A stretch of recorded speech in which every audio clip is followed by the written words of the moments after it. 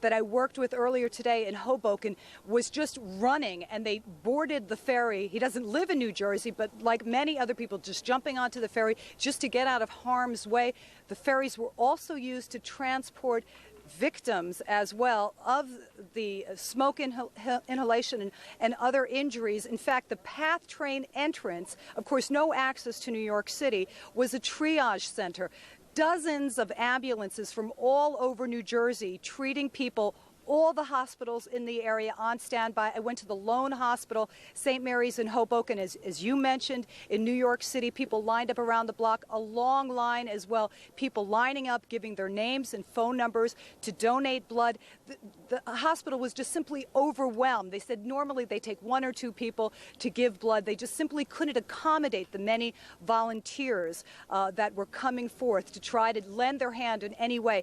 Just a surreal scene, Paula. Jet fighters overhead. I saw a fully outfitted SWAT team in the mayor's office in Hoboken, and that was offset by one of the most beautiful days of the year, spectacular Indian summer day. One person who was watching it with me said there's really not a cloud in the sky except for the huge billowing cloud of smoke that was coming over from the World Trade Center. Paula.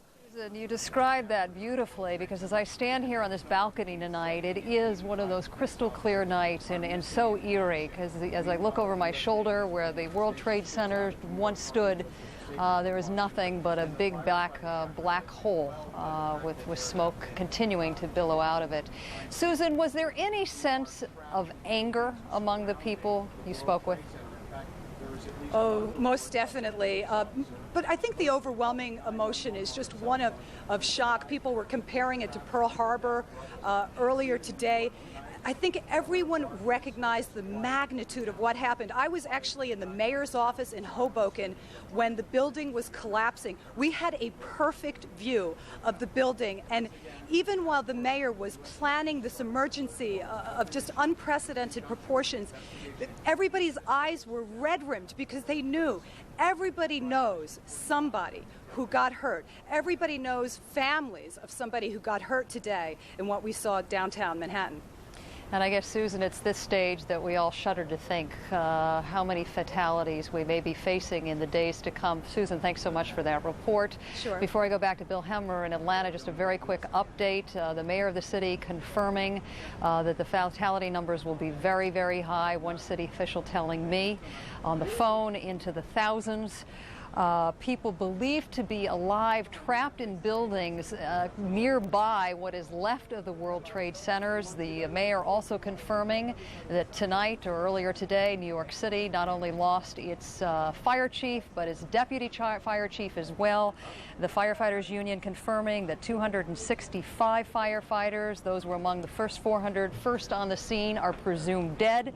85 police officers missing tonight. So, Bill, this is a city, as I said earlier this evening, is just beginning to grasp the magnitude of the tragedy that was endured here in this city today. We're about 7 hours from sunup tomorrow, and indeed tomorrow the images are going to be much darker than we see tonight. Paula, thank you. Quite a bit of information to pass along to you at this point. Senior White House officials indicating to CNN the Air Traffic Control Center for the United States should be up and running tomorrow by noon Eastern time. We had been led to believe earlier today that this indeed would be the case. At this point, all air traffic in the United States for the first time in history has been shut down. But again, we're getting an indication that noon Eastern time tomorrow, air traffic control should be up and working again tomorrow. Now tonight, we continue to put a human face on this tragedy that unfolds not only in New York City and Washington and Pennsylvania, but also in San Francisco. Several of those airplanes bound for California. Our affiliate in San Francisco, KTVU, has done an interview with a woman by the name of Alice Hoagland. She's a flight attendant. Her son, Mark Bingham, was on board United Airlines Flight 93 today, bound for San Francisco. Apparently, he used the plane's airphone to call his mother in San Francisco shortly before that plane crashed in western Pennsylvania. Among other things, he told his mother that 3 men were on board and they had threatened with a bomb. Hear that interview from KTVU, Alice Hoagland, followed by Kathleen Hoagland, who is the aunt of Mark Bingham on board that flight. That I love you very, very much in case I don't see you again. I said that. that the plane has been taken over by hijackers.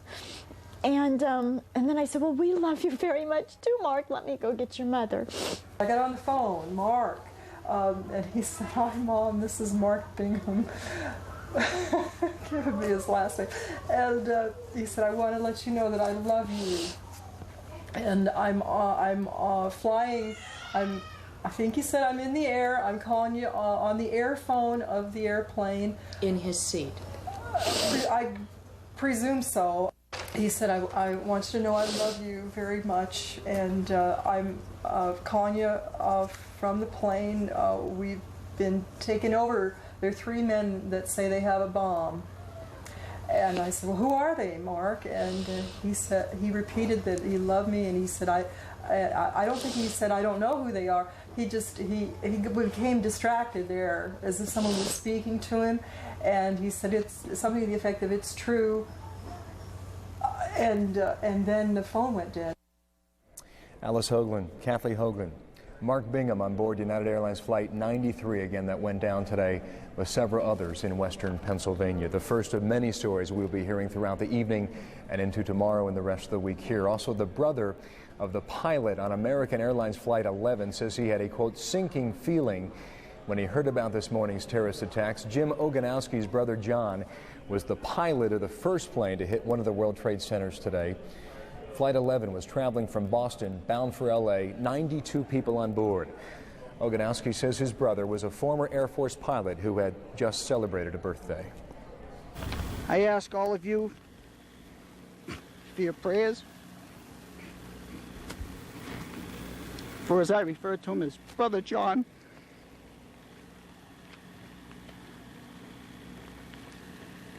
And I ask you to also pray for our whole country today in this tragedy that's impacting our whole country.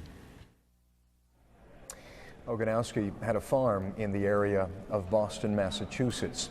Also at this time, we're keeping an eye on Kuala Lumpur, Malaysia. Why do you ask? Because in Kuala Lumpur, the Padronas Towers are located, extending 1,483 feet into the air, the tallest buildings in the world. The reports we're getting from Malaysia and through the Associated Press is that both towers have been evacuated. Apparently, another threat has been issued against those buildings, but again, there is nothing here to confirm that report. What we do know is that thousands have been led out of those towers and into the streets of Kuala Lumpur. Normally, we would not report a bomb threat, but indeed, given the circumstances of today, certainly that story out of Malaysia is relative. Back in this country, we mentioned tomorrow air traffic control should be operating, according to the White House, up and ready at noon Eastern time tomorrow. But tonight, those airports are a very different scene. I'm going to take you to 2 of them now. Bill Delaney is at Logan International in Boston, and in Los Angeles at LAX, we have CNN's Frank Buckley. First, though, to Bill in Boston, Massachusetts. Bill, good evening to you. Good evening to you, Bill. Very eerie, of course, here since early this morning. This usually very busy airport, eerily quiet all day.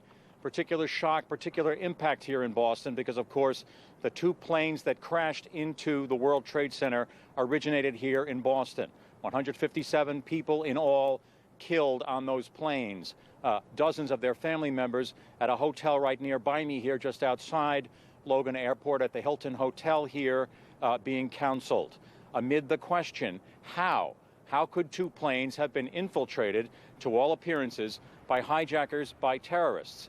Now, airport officials here tonight, Bill, insisted that Boston's Logan Airport is as safe as any in the world. But this major airport, like other major airports in the United States, has a history of allegations of lax security, particularly in the late 90s, when the Federal Aviation Administration, the FAA, did a particular study of Logan, a year and a half, 2 years, in which FAA officials repeatedly dressed as passengers and repeatedly breached security here. They brought guns. They brought even pipe bombs onto planes. They got onto planes locked away on the tarmac. They repeatedly breached security, some 136 violations in the late 90s here during that study, leading to some $178,000 in fines issued against Logan Airport just those couple of years ago. Now, Logan Airport enhanced its security since then. For example, there are some 300 locks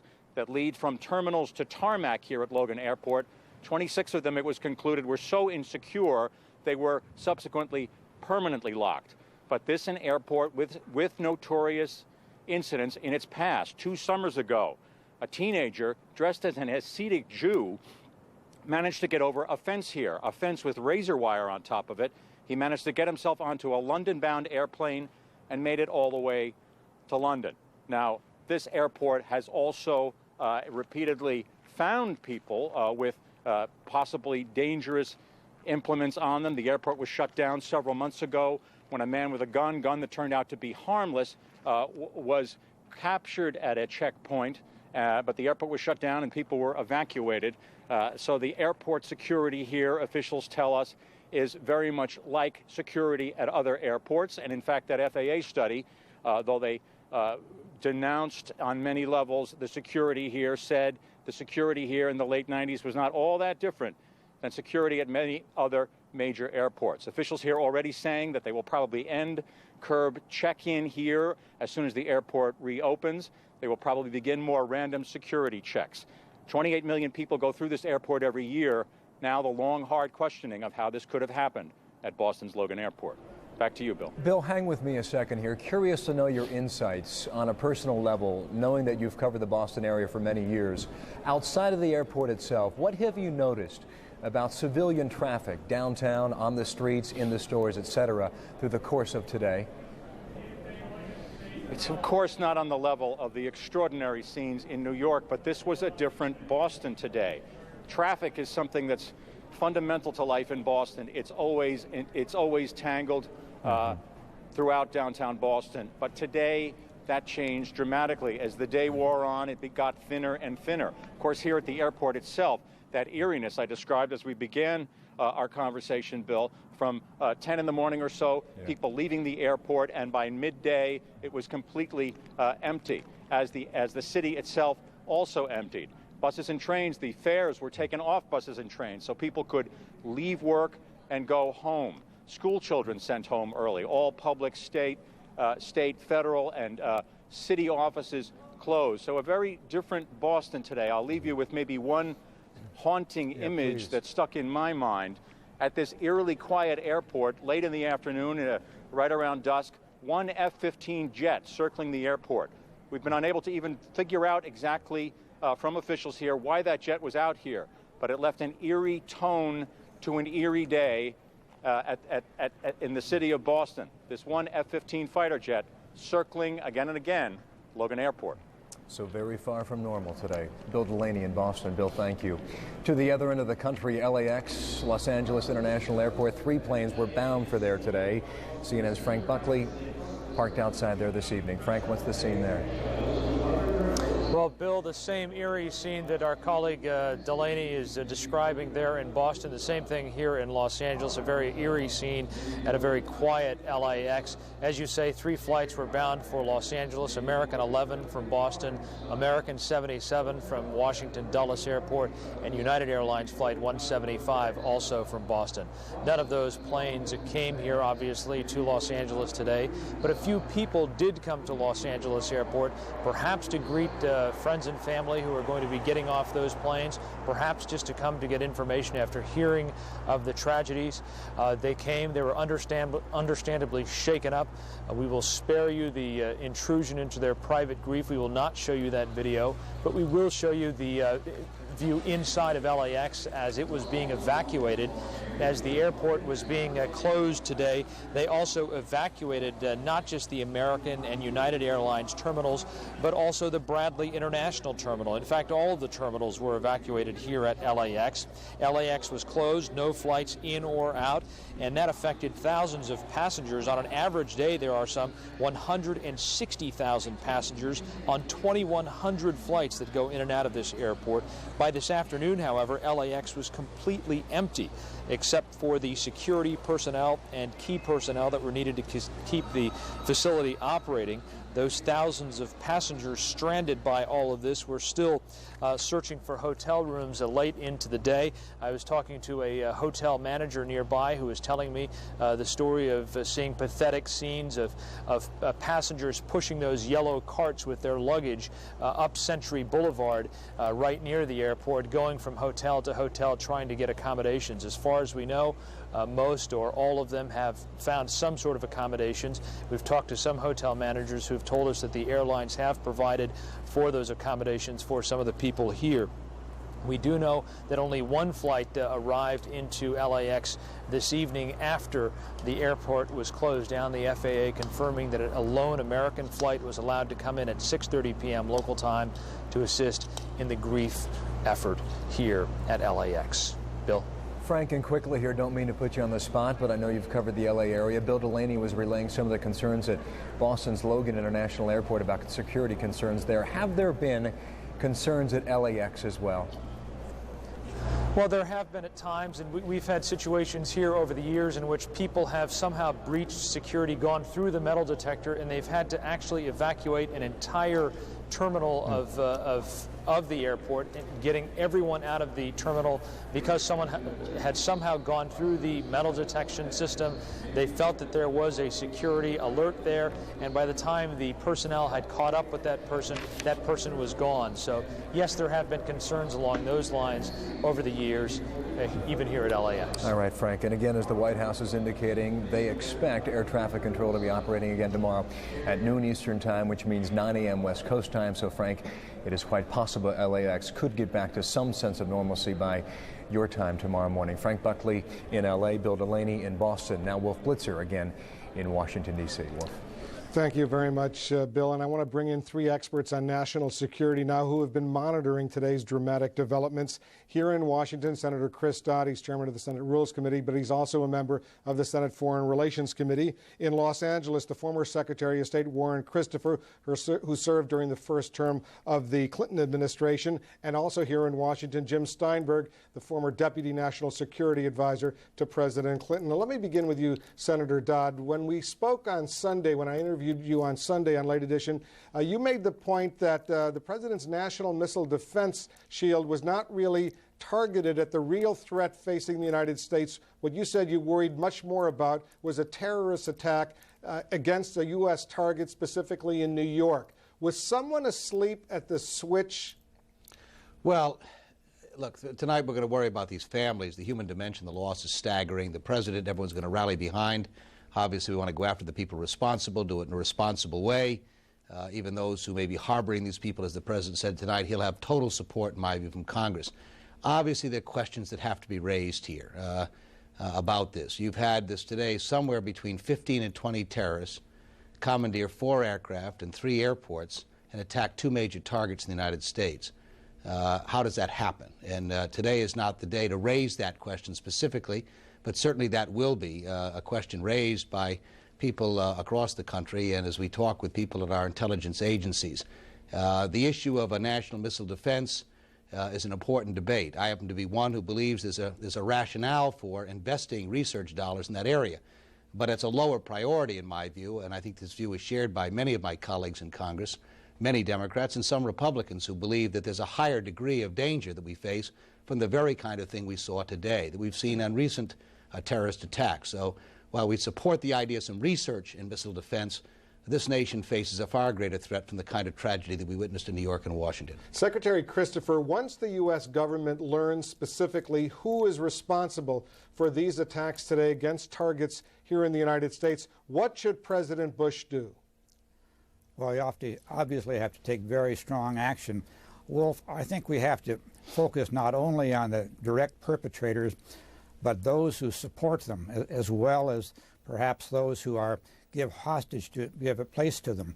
The United States cannot sit back and just try to find out who the people on the firing line here in the United States were. We have to find out where the support came from, who might be harboring them in the future.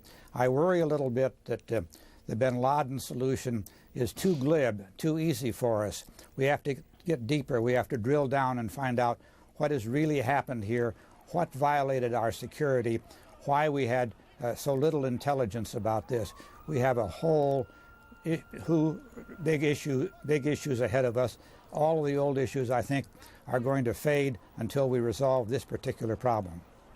Jim Steinberg, you were President Clinton's Deputy National Security Advisor at the time of the Twin Embassy bombings in East Africa, for which the U.S. retaliated against targets associated with Osama bin Laden in Afghanistan, as well as that factory in Sudan.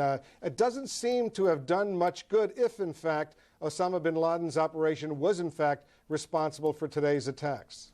Well, we still don't know who's responsible, but I think that what we've learned is that you can't deal with this in terms of just a single military strike or a single shot. This is a long-term effort. We didn't stop the embassy bombing in the Africas, but we were able to thwart a number of other efforts by groups like Osama bin Laden, as we saw around the time of the millennium. This is going to be a day in and day out kind of effort. We have to develop the intelligence sources. We have to work with other countries to make sure that there is no support for these kinds of efforts. But we're going to be in this for a long haul, because this is the major threat facing our country. And Senator Dodd, what do you recommend that President Bush do? The same question I asked Secretary Christopher. If the U.S. knows definitively who is responsible and who may have been protecting that terror operation, what should the United States do in terms of military retaliation? Well, I think the former secretary has it right, and I think you've heard others talk about it here today, and that is, first of all, assure the American public, which he did tonight. I commend the President for his speech. Tomorrow the Congress will rally behind him. This nation will speak with one voice in these coming days. He ought to take advantage of the offers that have been made by President Putin and others, allies, competitors around the globe that care about this kind of an issue, build the coalition in support. And as Jim Steinberg has just said, and others have pointed out today, this is not a silver bullet solution where one raid, one attack against one group by bin Laden or others is going to solve the problem. This is a systemic response we've got to organize in the weeks and months and years ahead if we're going to ultimately defeat terrorism. And I hope the President will do that. Secretary Christopher, very briefly, you've been around. Before we go to Secretary Christopher, our Bill Hemmer is in Atlanta. He has some additional news he wants to report. Bill, share that information with us. Yeah, Wolf, thank you, and I apologize for the interruption, but CNN's Deborah Favorick by telephone now on the George Washington Bridge. New Yorkers know it as the GW Bridge, with a breaking story there about a vehicle or possibly a truck that may have been loaded with explosives inside. Deborah, what are you finding out? Deborah Favorick, Bill Hemmer, CNN Center, Atlanta. Can you hear me? All right, clearly in the interest of live television, we're having a difficult time establishing our connection with Deborah, but we will try and hang on at this point. Deborah, can you hear me? Bill Hemmer in Atlanta. All right, 3 times does not work. Apparently difficulties with the cell phone there, but what we're getting right now through the Associated Press and through Deborah Favorick at this time right now that, I'm sorry, Steve, give it to me again.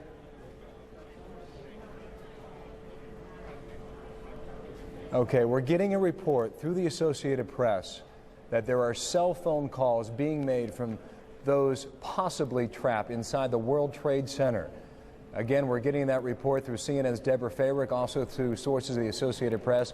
We're going to try and establish that telephone line. We don't mean to frustrate our viewers, but clearly at this time, we're trying to getting it just as much as you are at this time. Let's go back to Washington and let Wolf continue for a moment. Then we'll come back and straighten things out here. We'll get our facts straight, get our telephone line established. But for now, back to D.C. and Wolf. All right, thanks, Bill. I want to bring back Secretary Christopher, who's old enough to give us some perspective, historic perspective, on this day in American history. There's been a lot of comparisons to Pearl Harbor, which you, of course, lived through. What is your sense of this day? This is a tough day for America, Wolf. I think we need to be calm and focused and relentless. We've responded before, as we did after Pearl Harbor. I remember how that brought the nation together. We've been through a number of difficult days in the United States. One event that I remember, and that was the assassination of Martin Luther King and riots in 26 cities around the country. Quite different in nature than this, but nevertheless, our nation has pulled through these things, and we will pull through this with great strength. But we must, as I say, be relentless in the pursuit of finding out, getting to the bottom of this and finding out who did it, and then taking very, very strong action. Jim Steinberg, based on your career in studying terrorism and counterterrorism, can the American public assume that this operation, the one that happened today, is over with, that they can go back to work tomorrow and relax? I think we have to have a balance here. We need to take prudent precautions. I think we've seen the military and other officials today take measures to make sure that we understand the scope of these things.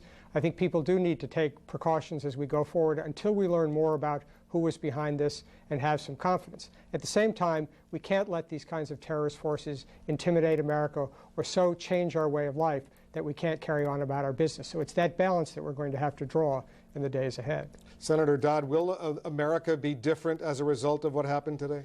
Well, clearly, and obviously we've got to go back and tighten up security and take a look at what present procedures are to minimize what occurred. My hope would be, though, that the terrorists today had a success. It was a remarkable success, and obviously questions are going to have to be raised about it. But I don't want to give them the additional success of watching us all of a sudden start to tailor or trim our Bill of Rights or the rights that Americans enjoy. If we do that, then they really win here. And so it's going to be important that we take those steps we need to, but not to give them the added victory of watching America's civil liberties be so restrained that the nature of our society changes as a result of their actions. Secretary Christopher, you've been involved in these kinds of situations. How does a president, how does a vice president, a secretary of state, a secretary of defense balance the need to show the terrorists that the U.S. will not capitulate to what they're doing, while at the same time taking the precautions necessary to protect the citizenship? Well, I think the United States has been through things like that before. We ought to learn from some events after Pearl Harbor. We ought to be very careful in the way we treat Arab Americans and not regard them all as being guilty if it turns out that Osama bin Laden is at the bottom of this. I think we all regret what we did to the Japanese Americans during World War II, so we have to learn from the past. On the other hand, the primary focus at the present time has to be to get to the bottom of this, to drill down, to find out what caused this, and then to improve our security and intelligence. I think this is a defining day for the United States. We won't be the same for some time again. September 11th, 2001 is a very black day for the United States, and we'll be some time recovering from it. Jim Steinberg, there seems to be a nuance, perhaps a very significant nuance of difference in the policy enunciated by President Bush today as compared to what President Clinton did after other terrorist attacks against U.S. targets. When President Bush said this, "We will make no distinction," let me repeat that, "we will make no distinction between the terrorists who committed these acts and those who harbor them."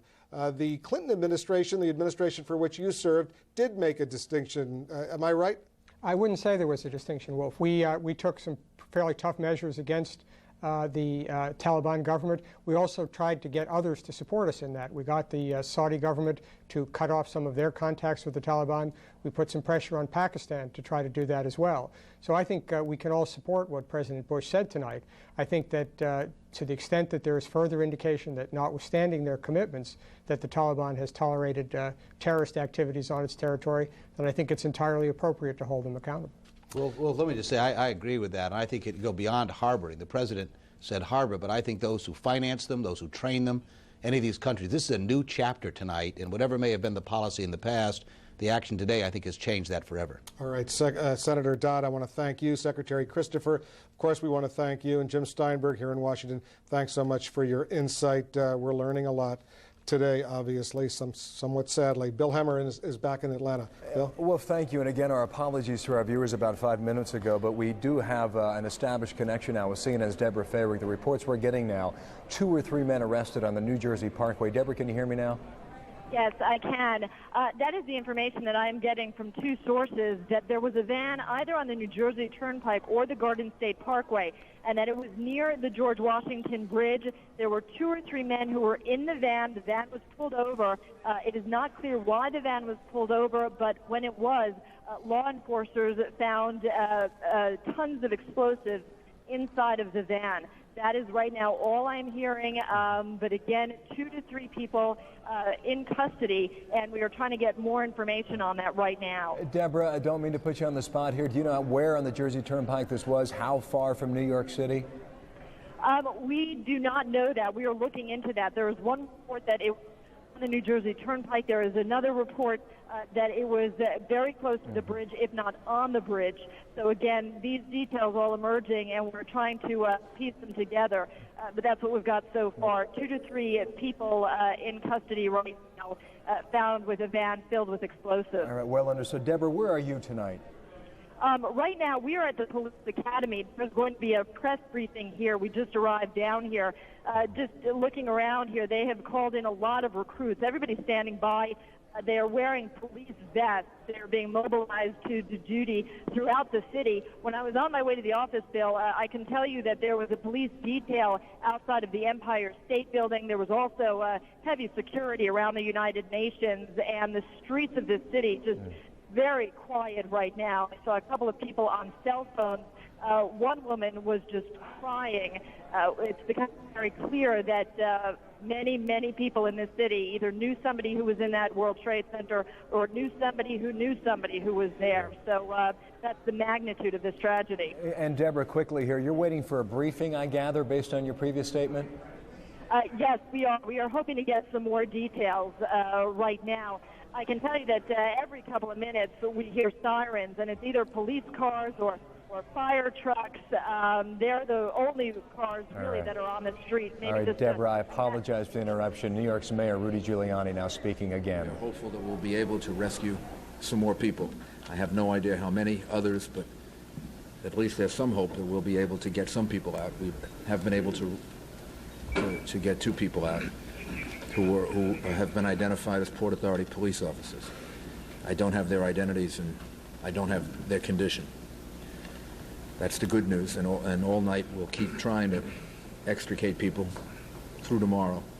And there are over 1,000, well over 1,000 rescue workers and emergency workers down there now. Could be 2,000. And the New York Police Department and the Fire Department, emergency services, the assistance that we've gotten from the National Guard, and if you go down there, you'll see fire departments from East Meadow and Belmore and northern New Jersey. And we really appreciate their efforts. It will be of great assistance all during the night. If you have questions that we can answer or try to answer, the number is 1-212-560-2730. That's 1-212-560-2730. I know that there's great concern over what the numbers of people lost are. We don't know the answer to that. The dimension will be very large. In terms of the people we're looking for, it's a couple of hundred firefighters and police officers, which is a staggering number. As far as the number of people in the building, that'll be in the thousands. But there's no way of knowing at this point, and we're going to keep praying and hoping that we save as many people as possible. Mr. Mayor, there are reports that there are a group of survivors in the basement of the World Trade Center, that they have cell phones. They've been calling their relatives in Seattle to tell them precisely where they are, and that there's a group of NYPD police who are with them and alive and well. Do you know about this? I know that rescue effort's been going on for a couple of hours, yes. Mayor, do you know anything about the report about the possible explosives that were found in New Jersey? Yeah, I think the police commissioner was able to get information about that. I just got a confirmation from the chief of detectives. He's reached out to the FBI.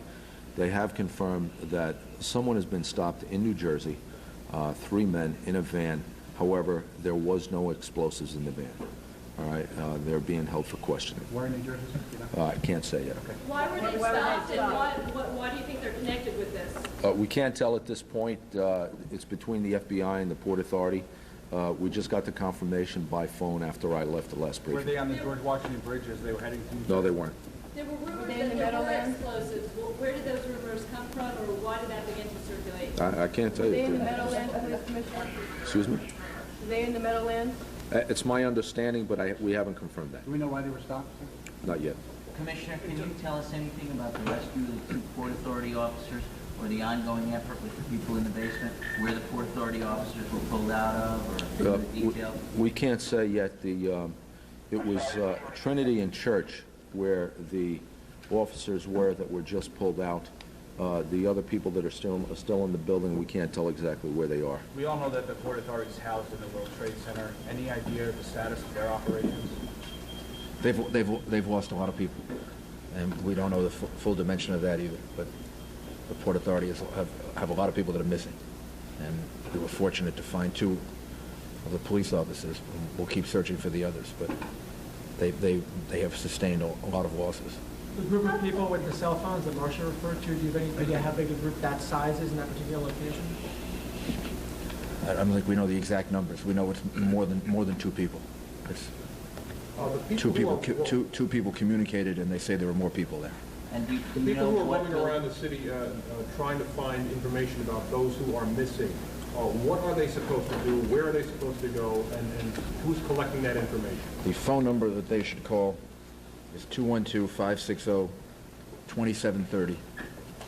And then, as we have information about people either who have been recovered or are dead, we'll let them know that. Is our morgue able to handle this? We had a meeting with the medical examiner earlier. Went over it with him.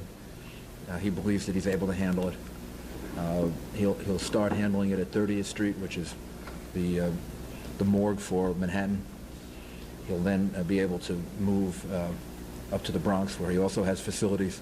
And then we have the possibility of using the pier on the west side, which is set aside in case the numbers get too difficult to handle. But he thinks he can handle at least a good deal of it tomorrow and the next day, right in Manhattan. Commissioner Bonnet, can you talk about the loss of the fire department? We've got over 300 people that are missing that we can't account for. We believe that many of them are gone. We don't. We'll keep looking. We have hundreds of people over there now trying to find as many possible locations that they might be in some way in a void or whatever, and still be able to breathe and still alive. But we believe that most of these people, I think, are going to be unable to pull out. So we'll just keep working on it. I have a number I'd like to give. We haven't been able to make any contact with the families because we're still unsure of the situation. So the number for the families who haven't spoken to their loved one in the course of this whole horrible day, if they call this number, we'll at least tell them that that this is a person that's missing, or that we have had some contact with this person. The number would be 718-999-2541 is the number that we'll be using at Fire Department headquarters. It's just for firefighters. Just for firefighters. Firefighters and fire officers, EMS personnel. I would we'll man those numbers. That number will roll over to 10 lines, and we'll be able to just try to give them some information. We don't have a lot, so that's why we haven't been calling them like we would normally do.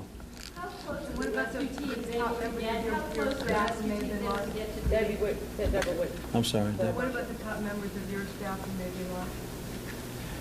We've notified their families already. Spoke to them earlier. How do you feel about that? How do I feel about it? I don't know what to say. We lost people that have given over 40 years. Commissioner Feehan has had every job in the department. Probably the most valuable person in the department. When I got this job, Mayor and Commissioner Safer said, make sure you keep Bill Feehan. Haven't regretted that one day. He's given a whole life to this department. Chief Gansey, the same thing. Chief of Department, 33 years, 34 years. Ray Downey, we just honored him with a dinner. Almost 40 years of service. World renowned for situations like this. Telling me how dangerous it was when we first got there.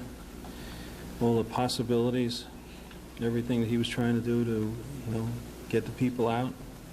Father Judge, I don't know if you know Father Judge, one of the nicest men you could possibly find in the whole world. We haven't found other people yet either. I don't even want to mention their names. Some of the best people in this department. I can't find anybody from 5 rescues and 7 squads, and it's just it's a devastating thing. I don't know. Well, the fire department will recover, but I don't know how. Commissioner Carrick, in the police department, do you have any idea how many people you're looking for at this time right now? The number we're looking for is in excess of about 32, 33 people. That's what we know as of right now. And for the members, for the family members of the police department, if they have questions or they need to contact us regarding their family members, they can call 718-677-8238. It's the Special Operations Division, and we'll be able to help them as much as possible. How close are rescue teams able to get to the scene, assuming there are people who are there? The rescue teams are able to get very close now. It was very difficult during the day, but in most places they now can operate. There's still a few dangerous areas, but they're able to operate. They're able to operate down there now. And are there pockets where people maybe? Yes, we're very hopeful that there are pockets where there are people, not only the ones that we know about, but hopefully others.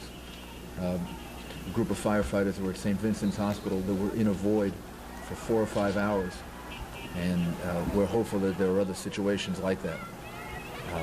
And that's why our rescue workers are working so furiously. How big a group was that?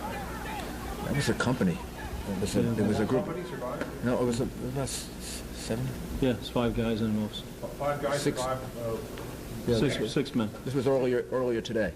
They were in I believe one World Trade Center, and the firefighter described to me that they were there for about 4 or 5 hours, and when they walked out, they were shocked to see that the building had come down, because they knew there had been damage, but they had been in a void, so they had been protected. What unit are we talking about there? I'm not sure. Forget. We'll find out for you. I think I remember, but I don't know. Can you just tell us again about the 2 Port Authority police officers, how they were found, their condition? No, the only thing we know is that they were found a while ago, that they're alive, and we'll get you more information about their condition. And since we're talking about the Port Authority, I guess it's a reasonable assumption there's a large number of Port Authority police officers missing as well. I'm sure there are. We don't have those exact numbers, as well as Port Authority personnel, the people who work for the Port Authority. Wasn't their office in? Yeah, their office was there, and so we don't know how many people were actually at work. The first attack was at about 8:50, and then there was time to evacuate a lot of the building. So we're not sure at this point how much of the 2 buildings were evacuated in that period of time between the first attack by the airplane until the first building came down. We're hopeful, because we saw a lot of people leaving. We all did at the time we were down there. We're hopeful that a lot of people got out of the building, but we don't know the numbers yet. Maybe Commissioner Carrick could tell us a little bit about the high-ranking members of the department. I understand one was missing for a while. We were able to find him, and I believe the police surgeon was medevaced out to New Jersey. Did I get that right? No, not to my knowledge. Police surgeons accounted for the ranks that we're looking at and looking for are at the ranks of police officer and detectives, and perhaps a few sergeants. Last question, Deborah Farrell. Last one, Deborah Farrell. Is there a coordinated effort right now to find out who exactly may have not been in the building when this happened, or people just calling various companies? How will we find out who was there and who was not there? Yeah, we're trying very hard by communicating with the Port Authority and some of the major tenants. We're trying to recreate how many people are there, but actually the major effort is really focused on trying to rescue people. The people who are out, I'm sure, have largely communicated with their families and are doing that. I saw many people doing that on the telephone as we were leaving. So really the focus of our efforts is to try to get as many people out as possible, with the hope that there are still people that are alive, like the ones that we know about. Mayor, you said earlier that there were several other buildings downtown that may be structurally unsafe that you're still not sure about and that, in fact, may collapse. Has anything changed from earlier today? No, I don't think so. Not from the last time we had a briefing, and we were down there. And 5 World Trade Center, I heard, was in some kind of trouble. What's the status of 5 World Trade? I don't know. We're going to wait for daylight. The engineers to take a look at all these buildings. I'm sorry. Go ahead, Richard. Yeah. We're going to wait till the daylight tomorrow. We'll have building and structural engineers check all these buildings that we're concerned about to make sure they're safe for rescue workers and to see what we can do to salvage these buildings. Thank you. Thank you. Yeah, you can ask your last question. Go ahead. Go ahead. He's been trying. He's been trying for a while. In terms of how long does the department expect people to survive with rubble like that? I mean, is there some sort of... There's no. They could survive for some time. There's no way to know exactly how long, but it really it depends. And I think one of the things that comes out of today is it depends on. I guess it depends on the will of God, or as to where you are, where you're standing, as this firefighter pointed out to us earlier. Mr. Mayor, just to clarify something Commissioner Carrick said, you were about 10 minutes past from when you were standing with several of the high-ranking officers who you lost, and then you went to Barclay Street. Have you thought about that 10-minute gap, how you were 10 minutes from being in a horrible situation? I haven't had a chance to think about it yet. But is that sort of accurate that you would have been with them, you were with them 10 minutes earlier before the building collapsed? Well, some of the people that we lost, we saw, like Father Judge and Chief Gansey, Bill Feehan. We saw them about 10 minutes before we went over to 75 Barclay Street. And as I talked to their families, and I explained to them that they were working very hard and they were working at what they love to do. And I'm sure their efforts will end up having saved other lives. And their families can be very proud of them.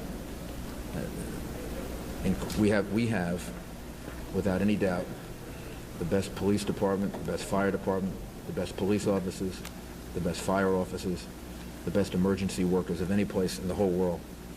And although today's tragedy is going to be enormous and there's no way to minimize it, if it weren't for them, this tragedy would be far worse. And they executed brilliantly today. And I having watched it and having been a recipient of their services because we had to get ourselves out, I can tell you that whatever the number of casualties, without our police department, our fire department, our EMS, and the kinds of people that we have, many of whom lost their lives, there would be double or triple the number of casualties.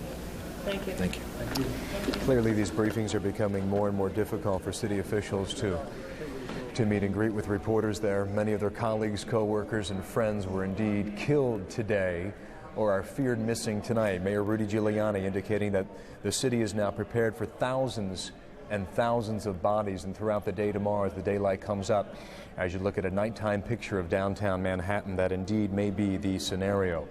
At this point tonight, more than 300 firemen feared dead and missing. 78 New York City police officers are missing as well. These were the first men and women to respond to the scene earlier today. Also in that briefing, indications now, nothing confirmed, but indications that some people in the basement of the World Trade Center may be using cell phones to call relatives outside the area. Nothing confirmed again, but rescuers are aware that there is a possibility that some people may be indeed on their telephone inside at this point. Also, another clarification, we reported about 30 minutes ago, a van had been pulled over outside of New York City. We now understand that 2 or 3 men are being held for questioning.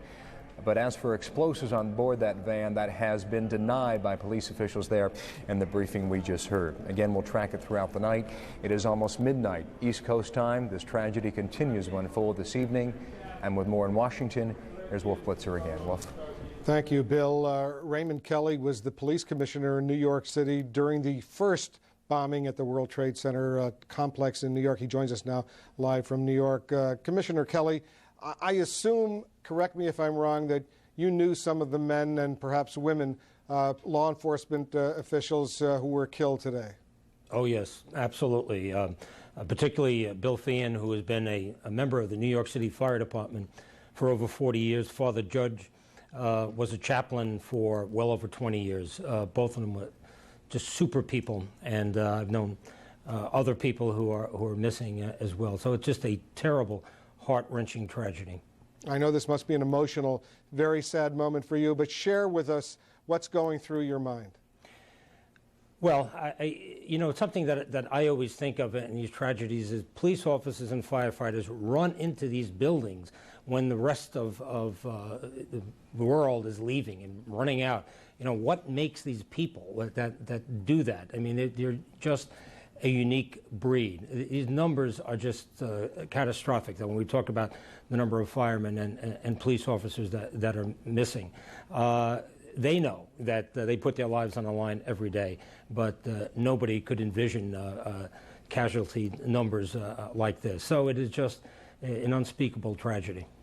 And now the investigation has begun. How does the police, how do other law enforcement authorities in New York begin such an investigation? Well, there's an entity in New York called the Joint Terrorist Task Force. It's made up of New York City police investigators and FBI investigators and some other agencies as well. It's been in existence since 1980. It was the first Joint Terrorist Task Force created. That is the component that did the... Commissioner yes. Kelly, stand by 1 second. We've just received fresh video, new video of the first plane smashing into the World Trade Center. I want to show that to you and to our audience. Let's just watch.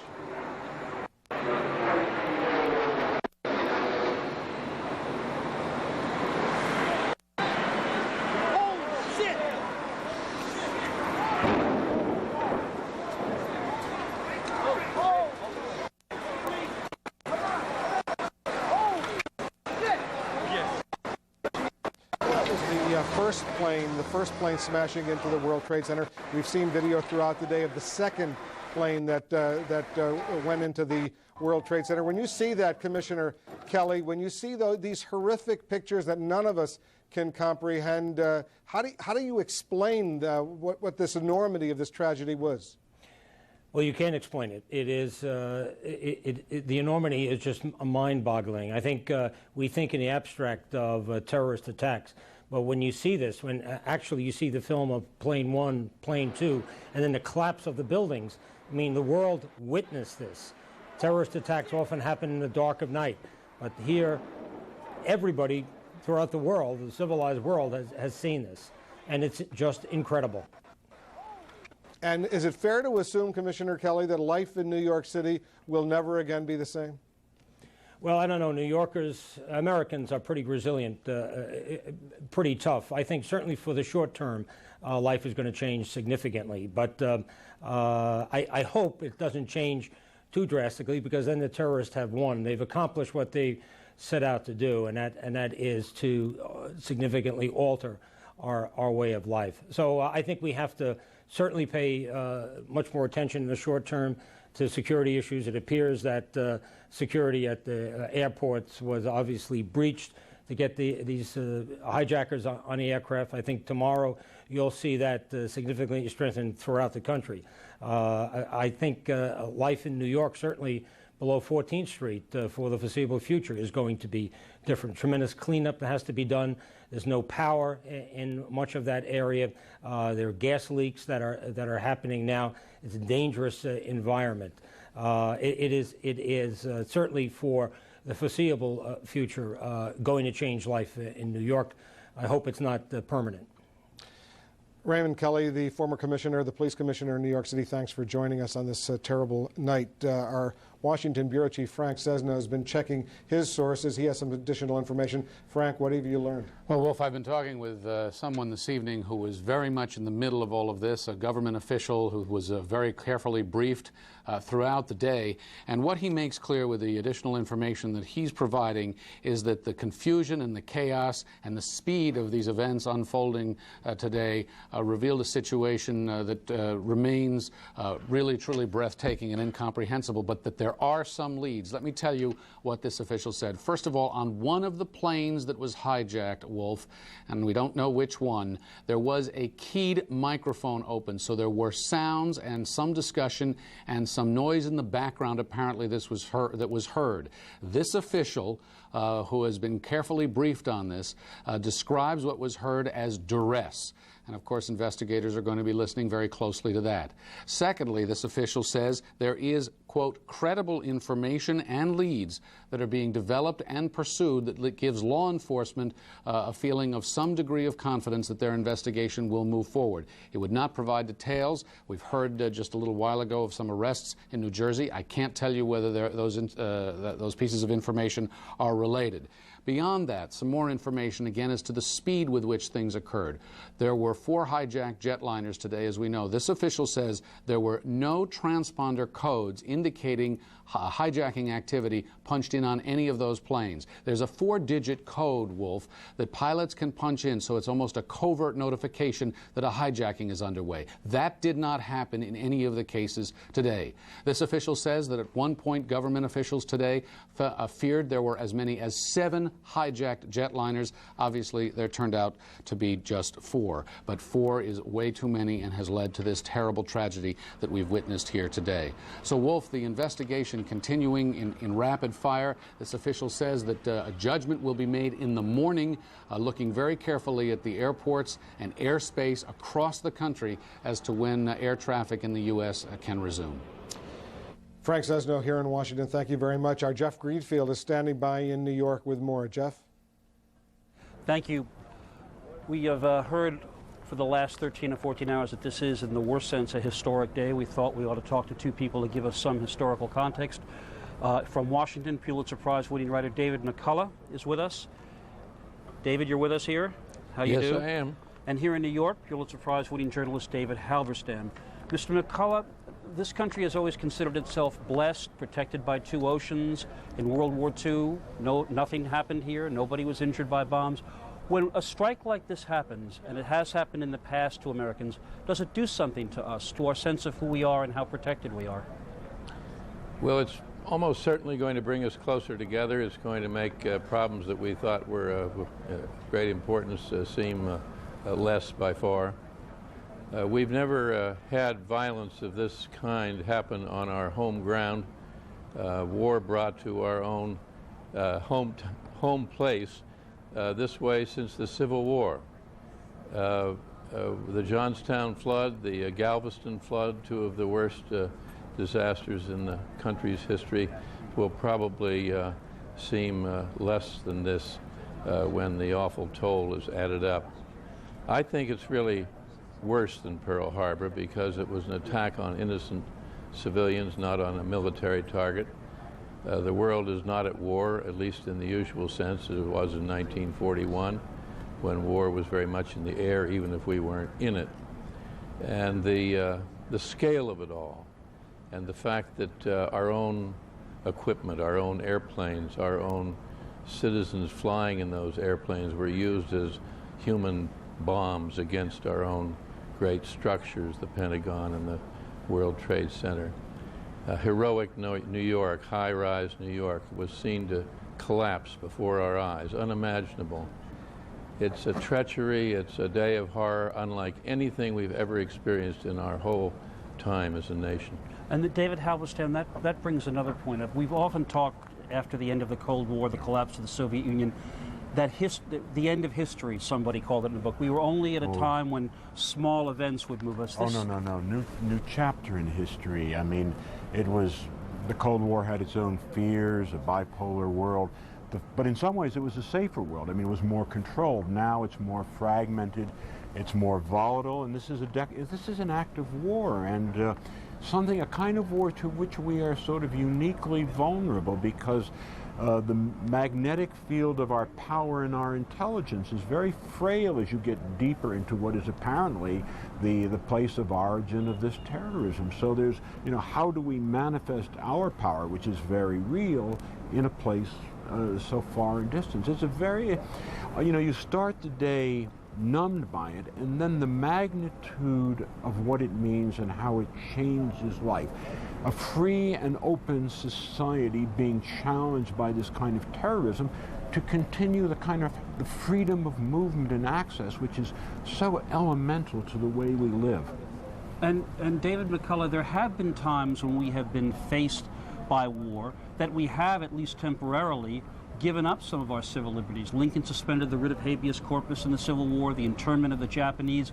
Are we at a different point now in our history, or are we likely to respond in some measure by restricting our own freedom to get some more security?